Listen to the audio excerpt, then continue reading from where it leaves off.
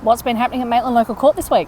There were 140 people listed to appear, and 2 of them were from the Farley Four. They were listed for sentencing, but there was no newspaper stories on what happened. However, it's probably best to tell the story of the Farley Four when the remaining 2 have their cases finalised. The Farley Four involves alleged stealing, and so did another case this week.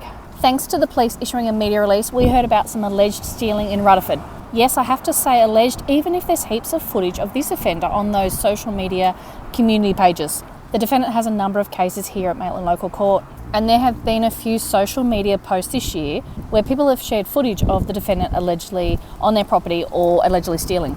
And yes, many petty crimes like this won't make the newspapers or the TV. But I would argue that this case is important for the people of Rutherford because they are allegedly being continued to be impacted on by this reoffending. We discovered that police refused the defendant bail and the bail division court went on to refuse bail. Yes, repeatedly doing a petty offence can result in bail being refused. I noticed breach of bail was one of the charges. We don't know what all the bail conditions are and which one was allegedly breached. It's possible the must not reoffend was the one that was allegedly breached. There could be a location exclusion type condition where the defendant must not go into a certain suburb or place. So does the defendant have a bail condition that excludes them from Rutherford? I don't know.